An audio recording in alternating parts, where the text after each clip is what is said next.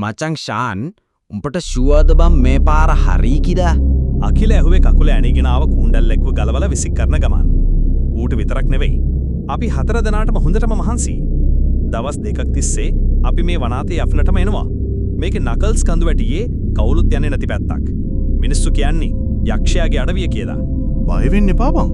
මම මේක Google Maps වල ඕෆ්ලයින් දාගෙන ආවේ. තව කිලෝමීටර් 2-3කින් අපි අර කියපු තියල්ල ගාව. එතන තමයි අද රැට කැම්ප් එක ගහන්නේ. ඇත්තටම මගේ ෆෝන් එකේ සිග්නල් තිබ්බෙත් නෑ. බැටරිත් බහින්න ලං වෙලා. ඒත් කොල්ලෝ ඉස්සරහා චාට වෙන්න බෑනේ. තමයි උඹලගේ ඔය මගුලේ ට්‍රිප් එක නිසා තමයි මේ මට ගෙදරට වෙලා ෆිල්ම් එකක් බලාගෙන ඉන්න තිබ්බේ. කවින්දු කෑ ගැහුවේ ගස් අත්තක වැදිලා නලලත් පොඩ්ඩක් හීරිගෙන. ඌ තමයි අපේ සෙට් එකේ හිතේ හයියක් නැතිම එක. අපි hina වුණා. ඒත් ඒ hinaව වැලි වෙලා තිබ්බේ නැහැ. හවස 6 විතර වෙද්දී හොඳටම කළුවර වැටුණා. කැලේ ඇතුලේ කළුවර වෙනදට වඩා ඉක්මම්. අපි හිතපු දියැල්ල තාම පේන තෙක් මානෙක නෑ. හැමතැනම තිබ්බේ අමුතුම නිශ්ශබ්දතාවයක්. රැහැයියන්ගේ සද්දවත් ඇහුනේ නෑ. මචං අර මොකද්ද? නිෂාන් එකපාරටම නැවතිලා ඉස්සරහට අත තික්කලා. අපි හැමෝම බැලුවා. ගස් ගොඩක් අස්සෙන් කළුවරේ අන්තමට පේනවා මොකක්දෝ පරණ කඩා වැටුණු ගෙයක් වගේ දෙයක්. ඒක මේ වගේ කලයක් මැද්ද තියෙන විදියක් නැහැ.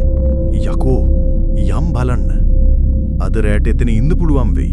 මම කිව්වා වෙන කරන්න දෙයක් තිබ්බේ නැහැ. ටෙන්ට් එකක් ගහනවට වඩා ඒක ආරක්ෂිතයි කියලා මට හිතුණා.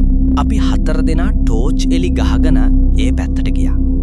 ඒක පරණ ලී කොටන් වලින් හදපු වහල සේරම කුණු වෙලා කඩා වැටුණ පොඩි ගයක්.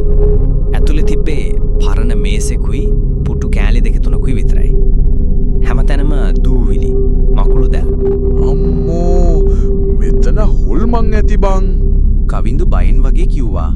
පිස්සු නැතුව හිටපම් බූරුවෝ. හොල්මන් නෙවෙයි. මේ වගේ තැනක රැයක් ගෙවන්න ලැබෙන එකත් ලොකු දෙයක්. අකිල කිව්වේ බිම අතුගාලා බෑග් ටික තියෙන ගමන්. අපි ගිනි මැලයක් ගහගෙන ගෙනාපු නූඩල්ස් පැකට් ටිකක් තම්බගෙන කෑවා. වටේ ඝන කළුවර.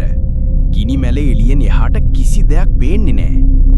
ඒත් මට දිගටම දැනුණා කවුරු හරි අපි දිහා බලහගෙන ඉන්නම වගේ හැඟීමක්. කළුවර අස්සේ ඉඳන්. කවින්දු ගැස්සිලා මගේ ඇඟට හේතු වෙනා. ෂාන් ඒ මොකද්ද බං? සතෙක් වෙන්න ඇති බං. මම කිව්වට මගේ ඇඟත් සීතල වෙලා ගියා. ඊ සද්ද ආයෙත් ඇහුණා.